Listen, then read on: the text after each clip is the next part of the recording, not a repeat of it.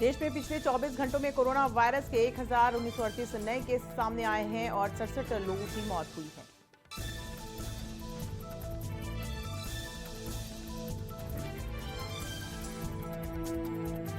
रूस ने अपने देश में गूगल न्यूज को ब्लॉक कर दिया है। गूगल न्यूज के खिलाफ ये कार्रवाई रूस के संचार नियामक ने की है। नियामक का गूगल न्यूज पर आरोप है कि वो यूक्रेन में रूस के सैन्य अभियान के बारे में फेक कंटेंट को एक्सेस करने की अनुमति देता है।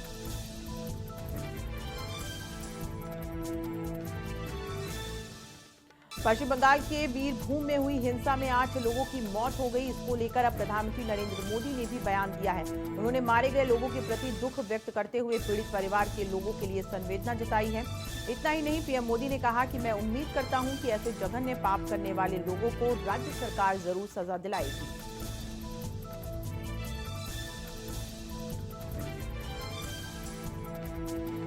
उत्तराखंड के सीएम पुष्कर सिंह धामी ने सीएम पद की शपथ ली। कार्यक्रम में पीएम नरेंद्र मोदी समेत बीजेपी के तमाम मुख्यमंत्रियों ने भी हिस्सा लिया।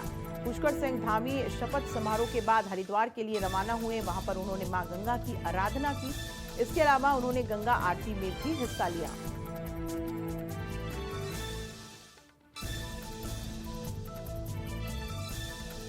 उत्तर प्रदेश के कार्यवाहक मुख्यमंत्री योगी आदित्यनाथ उत्तराखंड के मुख्यमंत्री पुष्कर सिंह धामी के शपथ ग्रहण में देहरादून पहुंचे थे, जहां उन्होंने धामी को एक बार फिर से मुख्यमंत्री बनने की बधाई देते हुए कहा कि डबल इंजन की सरकार अब और भी तेजी के साथ काम करेगी।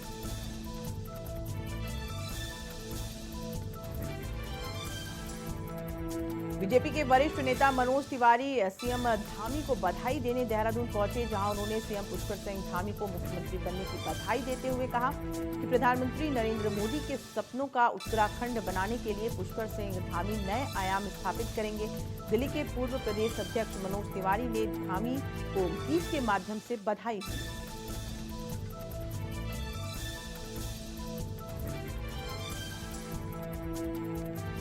पुष्कर सिंह धामी के दोबारा उत्तराखंड के मुख्यमंत्री की शपथ लिए जाने के बाद धर्मनगरी हरिद्वार के लोगों में, खास करके युवाओं में धामी के दूसरे कार्यकाल से काफी उम्मीदें हैं। जहां एक ओर लोग पुष्कर सिंह धामी और उनकी कैबिनेट के 8 मंत्रियों के शपथ को लेकर उत्साहित और खुश नजर आए, तो वहीं दूसरी ओर लोगों की उम्मीदें सीएम से बढ़ गई हैं।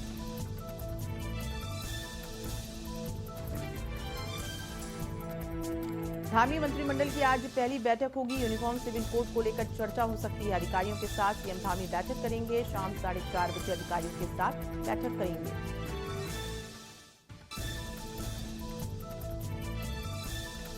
उत्तराखंड में बीजेपी में बगावती स्वर उठने लगे हैं। मंत्रिमंडल गठन के बाद कई नेता नाराज हैं। डीडीहाट से विधायक बिशन सिंह चुफाल नाराज बताए जा रहे हैं। 6वीं बार विधायक बने हैं बिशन सिंह चुफाल। तो वहीं बिशन सिंह चुफाल ने कहा कि क्षेत्रीय और जातीय समीकरण की अनदेखी हुई है। अनदेखी होने पर पार्टी हाईकमान से बातचीत की जाएगी। वहीं कालाडूंगी विधायक बंशीधर भगत भी नाराज नजर आ रहे हैं।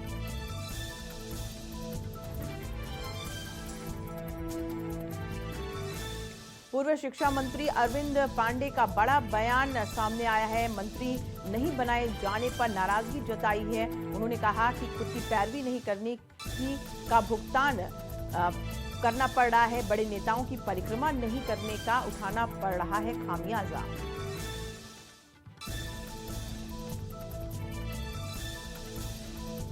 उत्तराखंड में मंत्रियों के शपथ लेने के साथ ही विभागों को लेकर अटकलें तेज हो गई हैं। सूत्रों की माने तो संसदीय कार्य मंत्री बन सकते हैं प्रेमचंद अग्रवाल। वहीं सतपाल महाराज को पर्यटन विभाग मिल सकता है। चंदन रामदास को पंचायती राज मिल सकता है। पेयजल विभाग और सौरभ बहुगुणा को खेल, युवा एवं परिवहन देने की चर्चा तेज है। वहीं सुबोध उनियाल और रेखा आर्या को पुराने विभाग भी मिल सकते हैं।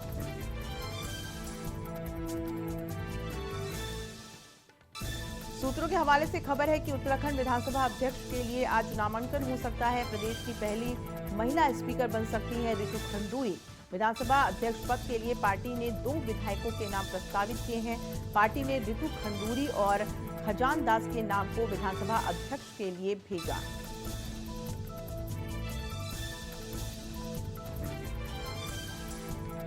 खाद्य सुरक्षा विभाग ने पौड़ी जिले में विभिन्न इलाकों पर छापा मारकर कई सैंपल जांच के लिए भेजे, जिसमें 12 सैंपल जांच में फेल हो गए, जिसके बाद विभाग ने 4 मामलों में मुख्य न्यायिक मजिस्ट्रेट पौड़ी और न्याय निर्णय अधिकारी की अदालत में वाद दायर की है। विभाग ने बताया कि खाद्य सुरक्षा विभाग ने 271 सैंपल जांच के लिए भेजे थे, जिन्हें जांच के लिए रांची प्रयोगशाला उधम सिंह नगर भेजा गया था।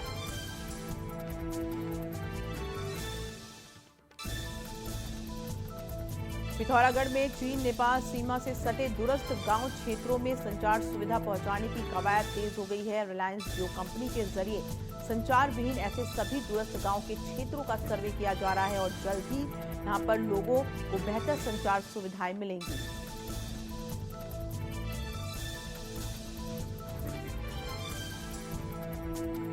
आज लखनऊ में बीजेपी विधायक दल की बैठक होगी, जिसमें विधायक दल का नेता चुना जाएगा। इस बैठक में केंद्रीय पर्यवेक्षक के रूप में गृह मंत्री अमित शाह और रघुवर दास मौजूद रहेंगे और योगी आदित्यनाथ को औपचारिक रूप से विधायक दल का नेता चुना जाएगा। योगी आदित्यनाथ को विधायक दल का नेता चुनने के बाद 25 मार्च को शाम 4 बजे अटल बिहारी वाजपेयी इकाना इंटरनेशनल स्टेडियम में मुख्यमंत्री के रूप में शपथ दिलाई जाएगी। योगी सरकार के शपथ ग्रहण समारोह में बीजेपी और संघ के नेताओं के साथ विपक्षी दलों के नेता भी मौजूद रहेंगे।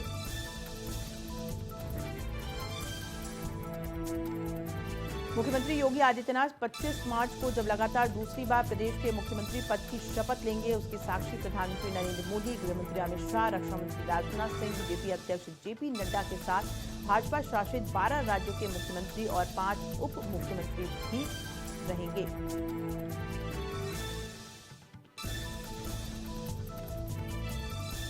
उत्तर प्रदेश में आज यूपी बोर्ड परीक्षा शुरू हो गई है। परीक्षाओं की तैयारियां जिला प्रशासन ने कर ली है। बोर्ड परीक्षाओं के मद्देनजर परीक्षा केंद्रों पर सीसीटीवी कैमरे और वॉइस रिकॉर्डर लगाए गए हैं।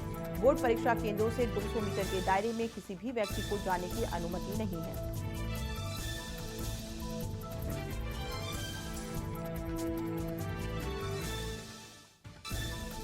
उत्तर प्रदेश में आज से यूपी बोर्ड परीक्षा शुरू हो गई है। परीक्षाओं को लेकर जिला प्रशासन ने तैयारियां कर ली हैं। बदायूं जिले में 99 कॉलेज को परीक्षा केंद्र बनाया गया है, जहां हाई स्कूल एवं इंटरमीडिएट के 59,420 छात्र छात्राएं परीक्षा देंगे।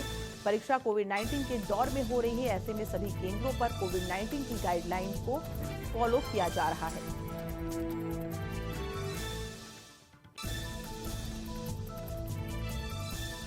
उत्तर प्रदेश में माध्यमिक शिक्षा परिषद की हाई स्कूल और इंटर की बोर्ड परीक्षा आज से शुरू हो गई है। इस परीक्षा में हाई स्कूल के 25,696 और इंटर के 28,819 परीक्षार्थी शामिल हो रहे हैं। ये परीक्षाएं गाजियाबाद के 65 परीक्षा केंद्रों पर संपन्न हो रही हैं।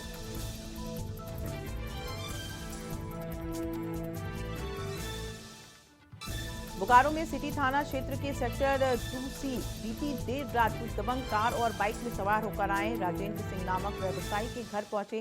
घर पर राजेंद्र सिंह को नहीं देखकर अपराधियों ने उनकी पत्नी को धमकी दी।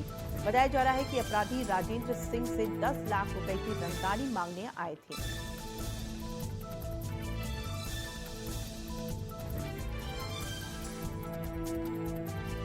संभल में भी यूपी बोर्ड परीक्षाएं आज से शुरू हो गई हैं। हाई स्कूल और इंटरमीडिएट की परीक्षाएं शुरू हो चुकी हैं। संभल जिले में 70 परीक्षा केंद्रों पर हाई स्कूल एवं इंटरमीडिएट की परीक्षा शुरू हुई है। हाई स्कूल में 24,738 एवं इंटरमीडिएट में 20,421 परीक्षार्थी परीक्षा देंगे।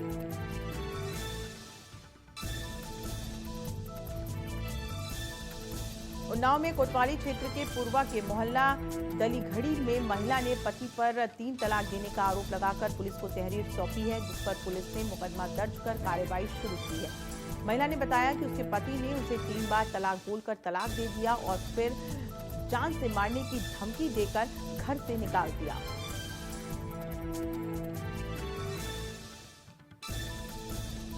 गोंडा में पुलिस और बदमाशों के बीच मुठभेड़ हो गई, जिसमें 25,000 के इनामी बदमाश को गोली लगी है, जिसके बाद पुलिस ने घायल बदमाश को जिला अस्पताल में भर्ती कराया। वहीं मुठभेड़ के दौरान पुलिस ने 2 शातिर बदमाश संदीप और अभिषेक को गिरफ्तार कर लिया। दोनों बदमाश डॉक्टर अपहरण कांड के आरोपी हैं।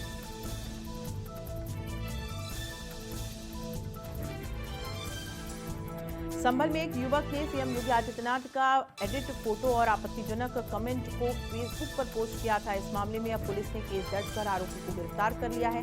पूरा मामला हयातनगर के गांव जोगीपुर का है, जहां मोइन नाम के युवक ने सीएम योगी आदित्यनाथ की आपत्तिजनक फोटो पोस्ट की थी।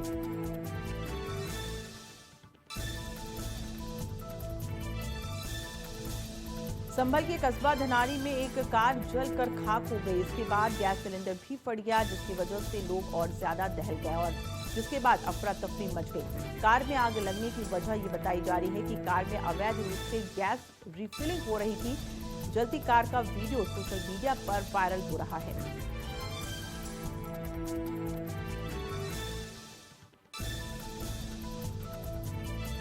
बदायूं के बिलसी तहसील क्षेत्र के खितौरा गांव का एक दिव्यांग राशन लेने के लिए दर-दर भटक रहा है। राज्य सरकार और केंद्र सरकार की तरफ से भले ही दिव्यांगों के लिए कई तरीके की योजनाएं चल रही हों, लेकिन ये योजनाएं धरातल पर नहीं पहुंच पा रही हैं। ग्राम खितौरा में एक दिव्यांग को कोटेदार के पास जाने पर राशन वितरण कर रहा युवक डांट डपट कर भगा देता है।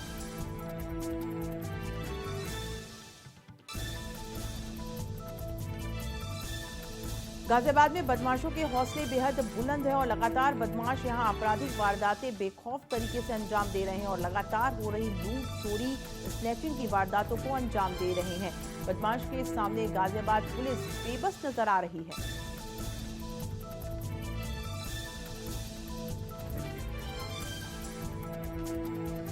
पूर्वी दिल्ली के आनंद विहार रेल टर्मिनल के पास रेलवे ओवरब्रिज पर एक ट्रक में आग लग गई। सूचना के बाद मौके पर पहुंची दमकल की 2 गाड़ियों ने आग पर काबू पाया, लेकिन तब तक ट्रक बुरी तरीके से जलकर खाक हो चुका था। इस आग में किसी के हताहत होने की खबर नहीं है। आशंका है कि शॉर्ट सर्किट की वजह से ट्रक में आग लगी।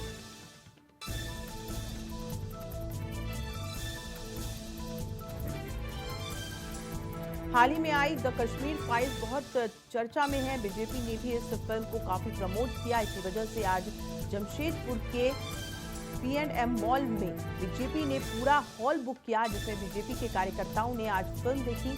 बीजेपी कार्यकर्ताओं ने जय श्री राम के नारे भी लगाए।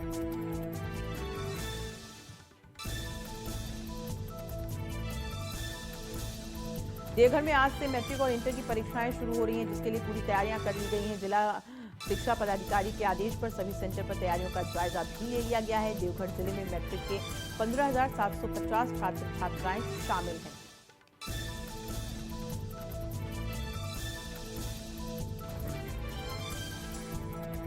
कोडरमा जिले के झुमरी तलैया पुलिस ने झांसा देकर रुपए लेकर भागने वाले इंटर स्टेट गिरोह का खुलासा किया है। पुलिस ने गिरोह के एक सदस्य को बिहार के पटना से गिरफ्तार किया है।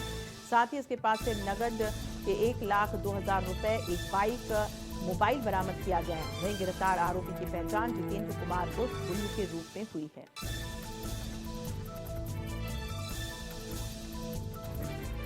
विधानसभा अध्यक्ष रविंद्रनाथ महतो द्वारा लिखी गई पुस्तक विचारों के 11 अध्याय का लोकार्पण मुख्यमंत्री हेमंत सोरेन ने किया। इस दौरान कई विधायक और मंत्री मौजूद रहे।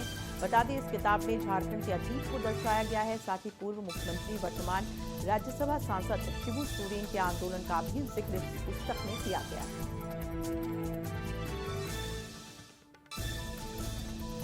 झारखंड विधानसभा सत्र के दौरान सदन के बाहर साल 2016 में बड़का गांव में हुए गोलीकांड की विधायक अंबा प्रसाद ने निष्पक्ष न्यायिक जांच न्यायाधीश के माध्यम से करवाने की मांग की है। उनका कहना है कि इस पूरे प्रकरण में जो लोग दोषी थे उन्हें बख्शा नहीं जाएगा।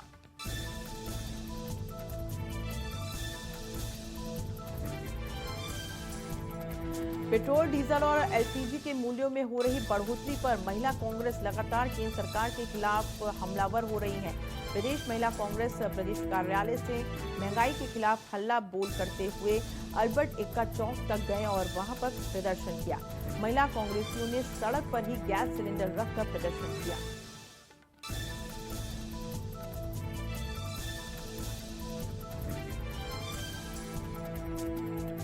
इन दिनों राज्य में रामनवमी पर शोभा यात्रा निकालने के लिए बीजेपी विधायक मनीष जायसवाल जद्दोजहद में लगे हुए हैं। पिछले दिनों विधायक ने सभी मंत्री अधिकारी को पत्र सौंपकर शोभा यात्रा निकालने की परमिशन मांगी थी, लेकिन परमिशन नहीं मिलने के बाद अब विधायक ने राज्यपाल से मुलाकात कर शोभा यात्रा निकालने की परमिशन मांगी है।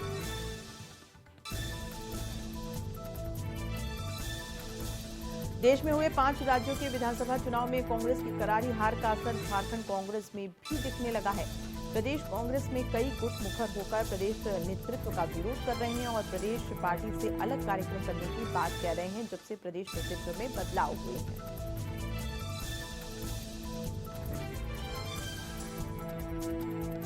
विकासशील इंसान पार्टी के 3 विधायक मिश्री लाल यादव, राजू सिंह और स्वर्णा सिंह ने वीआईपी सुप्रीमो मुकेश सहनी को बड़ा झटका दे दिया है। तीनों विधायकों ने पार्टी छोड़कर बीजेपी को समर्थन दिया है। विधायकों के बीजेपी के पाले में चले जाने के बाद अब मंत्री मुकेश सहनी अकेले पड़ गए हैं।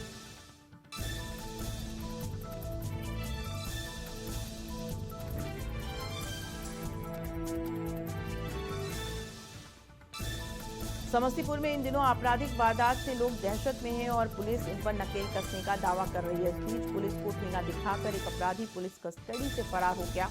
मामला नगर थाना क्षेत्र के न्यायालय परिसर का है। सूचना मिलते ही कोर्ट परिसर में हड़कंप मच गया।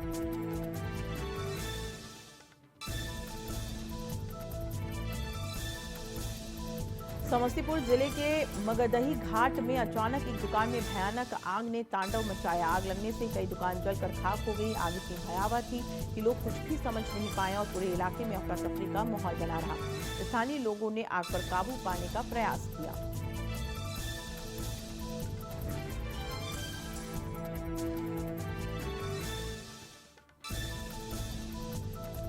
बिहार में 24 सीटों पर होने जा रहे एमएलसी चुनाव के लिए बीजेपी की लिस्ट जारी होते ही कुछ नेताओं में नाराजगी देखी जा रही थी, जिसमें सारण से बीजेपी के सिटिंग एमएलसी सचिदानंद राय और भाजपा सांसद छेदी पासवान के बेटे रविशंकर पासवान पार्टी से नाराज चल रहे थे।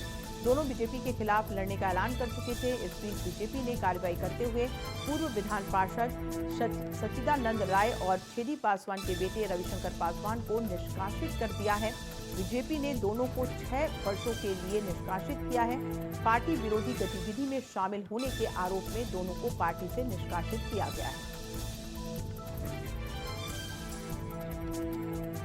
राजद सुप्रीमो लालू प्रसाद यादव की तबियत बिगड़ गई, जिसके बाद रांची के रिम्स अस्पताल के बोर्ड की बैठक हुई, जहां पर यह निर्णय लिया गया कि लालू प्रसाद यादव को दिल्ली के एम्स अस्पताल में एडमिट किया जाएगा। लेकिन अफवाह फैल गई कि लालू प्रसाद यादव को एम्स में एडमिट नहीं किया जा रहा है, जिसके बाद नेता प्रतिपक्ष तेजस्वी यादव का बयान सामने आया। उन्होंने कहा कि लालू यादव की तबियत रांची में खराब हो गई थी, जिस कारण से डॉक्टरों की टीम ने उन्हें दिल्ली एम्स में रेफर किया था, लेकिन दिल्ली जाने के दौरान उनकी तबियत और भी खराब हुई। अब एम्स में उनका इलाज चल रहा है। डॉक्टर रिपोर्ट देखकर डॉक्टर ने उन्हें भर्ती कर दिया है।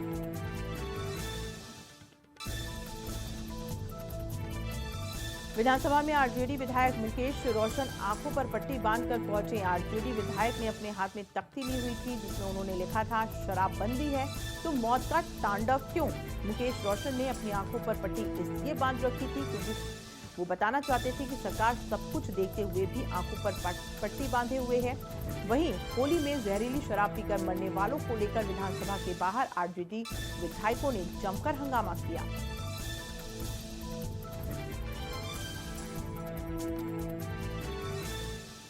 बिहार में जहरीली शराब से मौत मामला गर्माता जा रहा है। पूर्व सीएम जीतन राम मांझी ने शराबबंदी कानून की फिर से समीक्षा करने की मांग की है।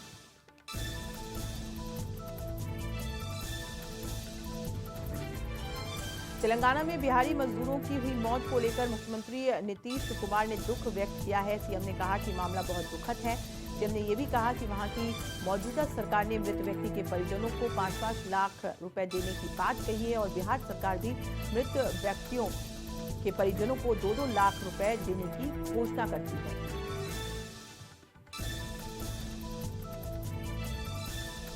बोचहा सीट पर हो रहे उपचुनाव को लेकर मुकेश सहनी की पार्टी के वीआईपी द्वारा उम्मीदवार उतारा गया है, जिसको लेकर बीजेपी ने उन्हें सरकार से हटने को कहा है। जी हां, हम ऐसा इसलिए कह रहे हैं क्योंकि बीजेपी के विधायक हरिभूषण ठाकुर ने मुकेश सहनी को लेकर कहा, अगर मुकेश सहनी में थोड़ी सी भी नैतिकता बची हुई है तो उन्हें पद से हट जाना चाहिए।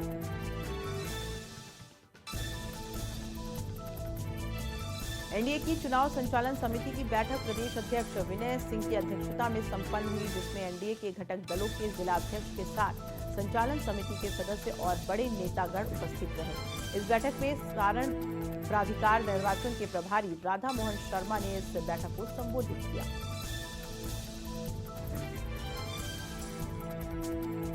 भारतीय शेयर बाजार आज गिरावट के साथ खुला। बीएसई का 30 शेयरों वाला सूचकांक सेंसेक्स 380 अंक की गिरावट के साथ 57,304 के स्तर पर खुला, जबकि नेशनल स्टॉक एक्सचेंज के निफ्टी सूचकांक ने 111 अंक की कमी लेते हुए 17,135 के स्तर पर कारोबार की शुरुआत की।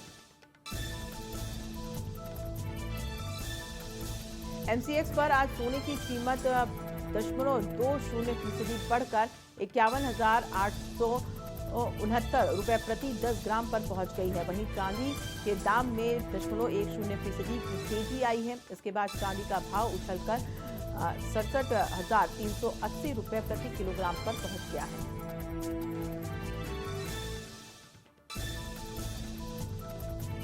आज सुबह पेट्रोल और डीजल के दामों में 80 से 85 पैसे की बढ़ोतरी हुई है। दिल्ली में पेट्रोल का दाम 97 रुपए 1 पैसे, जबकि डीजल का दाम 88 रुपए 27 पैसे प्रति लीटर है। दिल्ली में पेट्रोल डीजल के 80 पैसे दाम बढ़ गए हैं।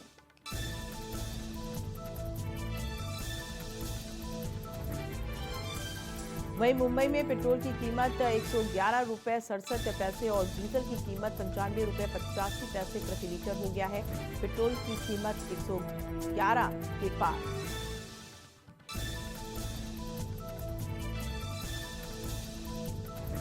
कोलकाता में पेट्रोल का दाम 106 रुपए 34 पैसे, जबकि डीजल का दाम 91 रुपए 42 पैसे प्रति लीटर हो गया है।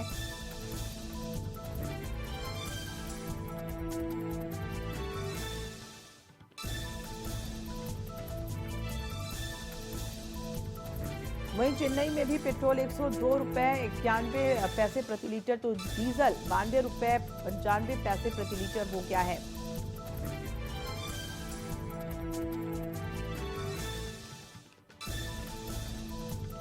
सपना चौधरी के चाहने वालों की संख्या भी लाखों में है। यही वजह है कि आए दिन सपना के नए नए वीडियो और फोटो वायरल होते रहते हैं।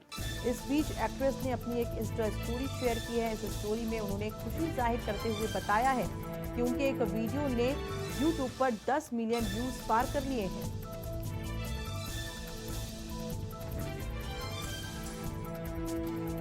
बॉलीवुड में सीरियल किसर के नाम से पहचान बनाने वाले एक्टर इमरान हाशमी आज अपना 43वां जन्मदिन मना रहे हैं। इमरान हाशमी का जन्म 24 मार्च 1979 मुंबई में हुआ था।